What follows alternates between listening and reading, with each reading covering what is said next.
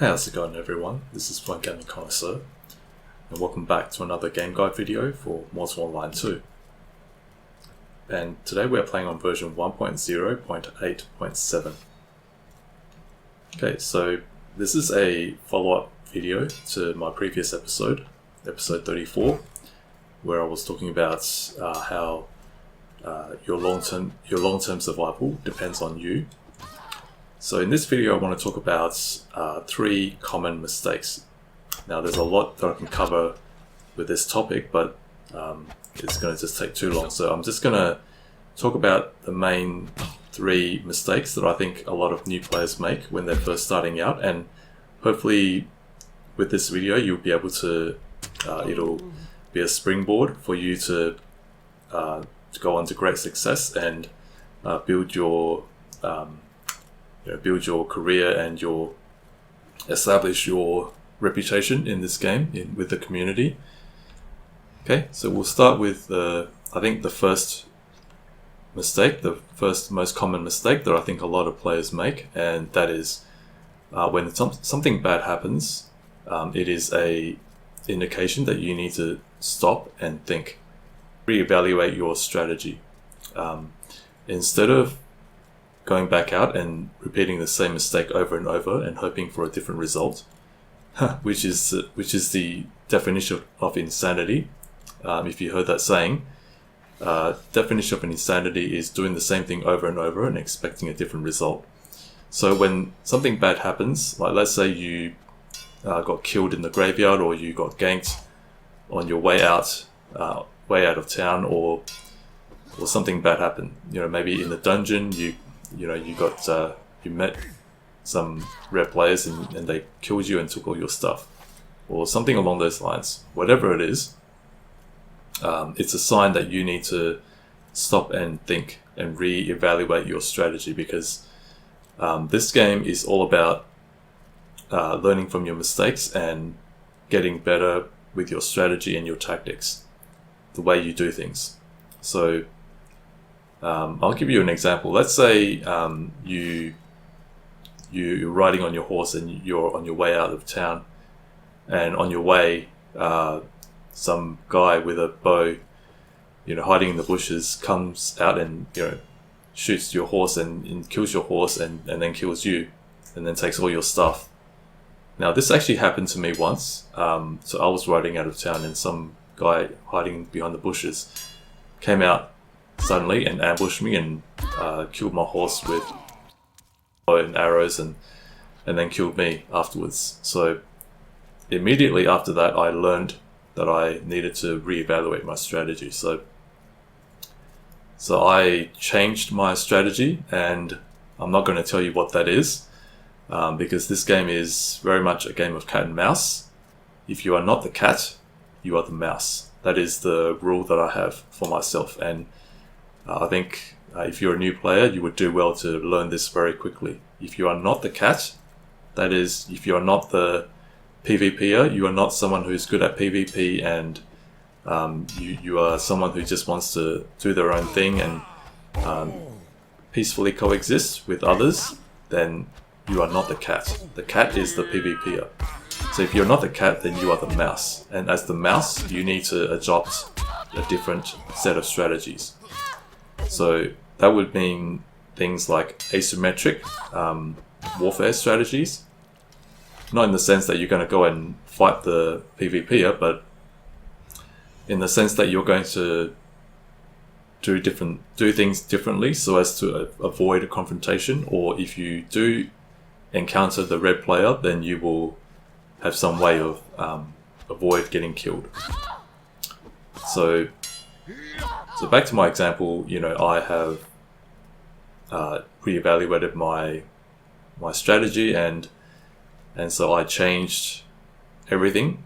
So instead of going down that same path, instead of doing that same thing over and over again and hoping that the next time I won't get ganked, I now do things completely differently. And so far my strategies have worked, and so for now they will, I hope that they will continue to work. But things change, if somehow in the future things don't work out, then I will reevaluate my strategy again and change my strategies accordingly based on what I've experienced, and reevaluating and going by what was the circumstance and how I died and what caused me to die. I would adapt and change my strategy accordingly.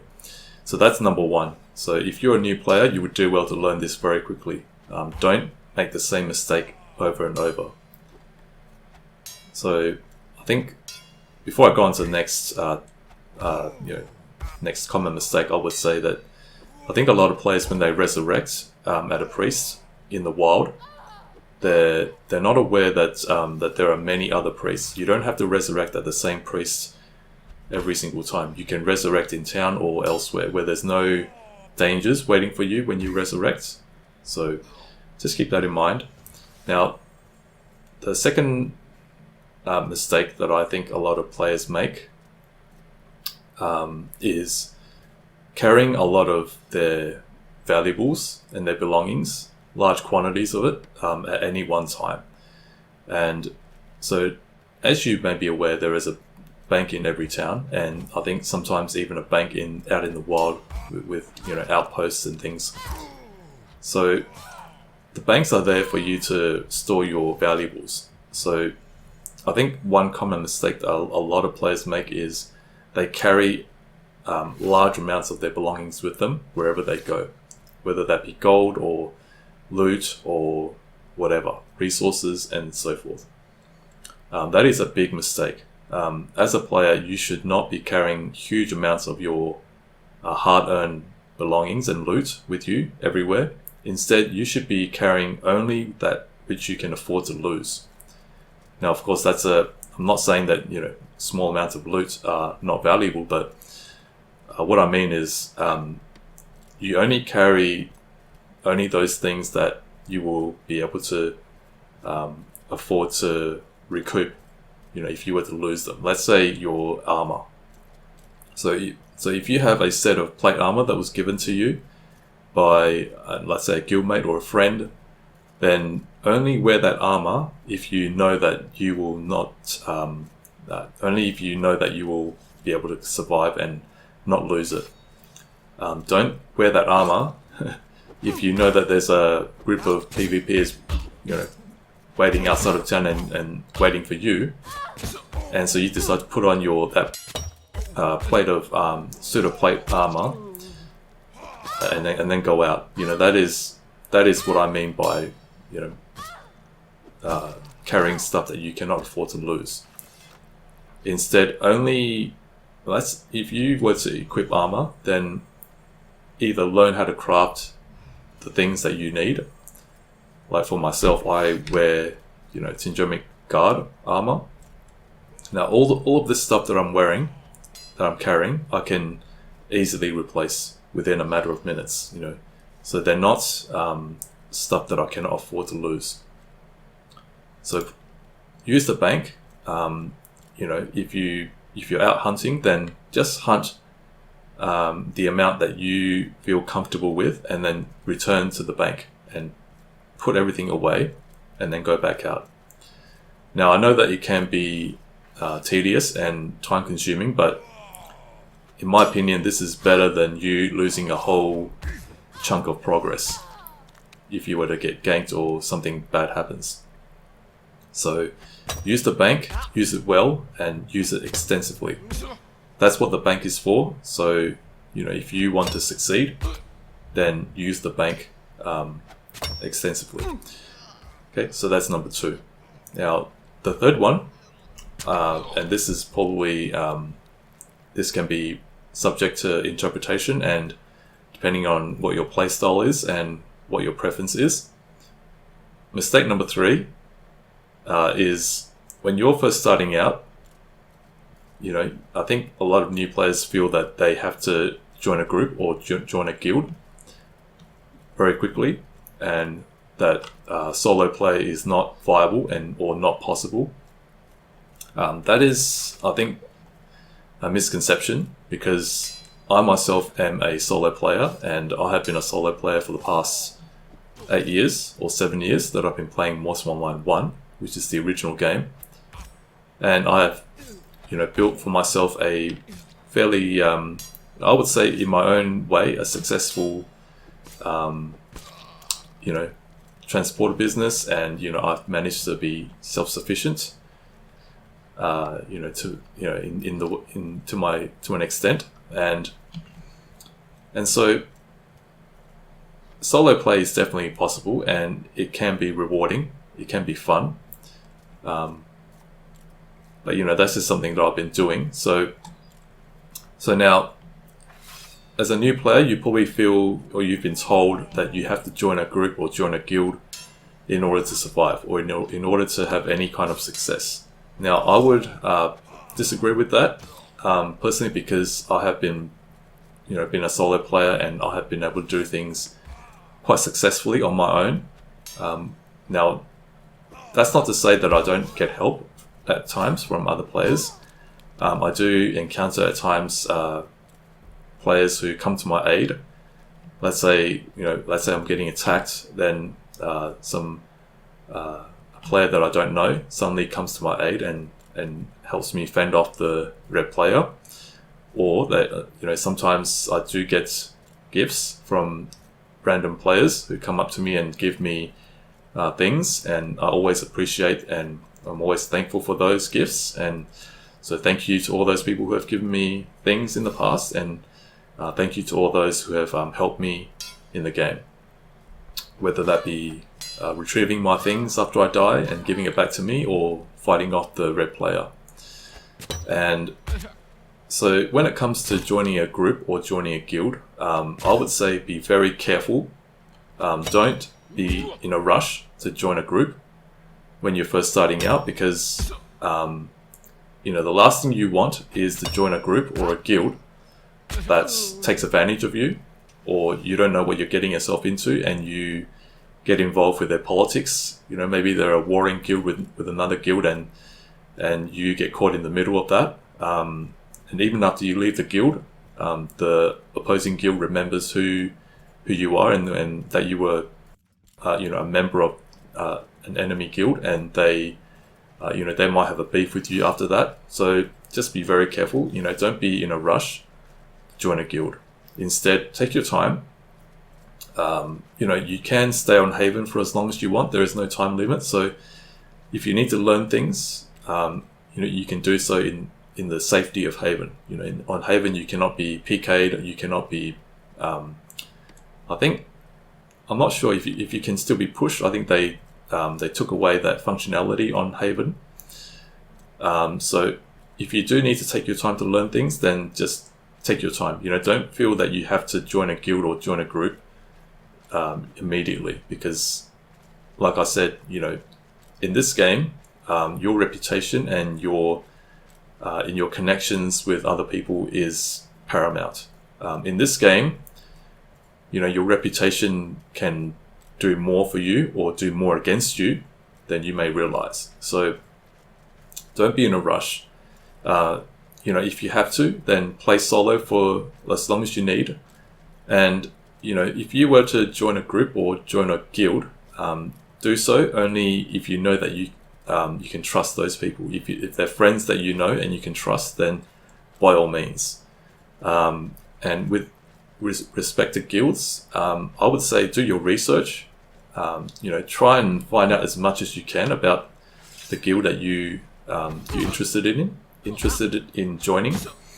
Go on the MO2 forums and check out the guild recruitment section, and read on the guild advertising page on the guild that you're interested in joining, or you want to find out more of. Find out what their goals are, and what their play style is, and what their policy is, and what their rules are concerning PvP. And so do your research instead of jumping in too quickly and then to regret afterwards. So don't make these 3 mistakes. Now, me personally, I have been a solo player, and like I mentioned, and I have not joined a guild very much. I think the only guild that I joined was back in MMO1. There was a guild called Valorants, and that was it was very much a solo guild, if you can call it that. So it was a small guild of players who wanted to do their own thing, and it was very much you join and then you just do your own thing. You don't ever have to commit to anything.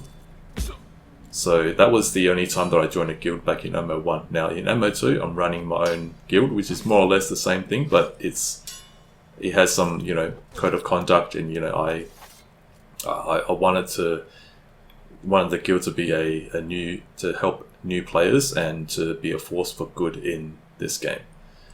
So hopefully these 3 things will help you to to not make the same mistakes every single over and over, and hopefully these 3 tips will help you to avoid making those mistakes that I think a lot of new players make when they're first starting out.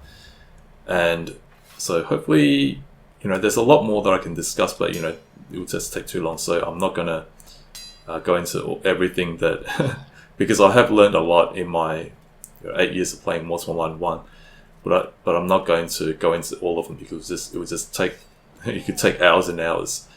But instead, hopefully these 3 tips will help you to build your career off on a good start, and hopefully you'll learn a lot of things along the way and help you to be a very good player in your own way. Everyone has their own way of doing things, and I have my own way, and so does everyone else. So there is no correct way to do something. I think as long as you get the the desired outcome that you want, then that is the method that you should adopt. So don't feel that you have to adopt a certain strategy just because everyone else says you have to, but instead experiment and trial and error and learn things. And as you learn and you grow in your knowledge and in your understanding of this game, you will develop your own strategy and your own tactics and your own way of doing things. And that is how you succeed in this game.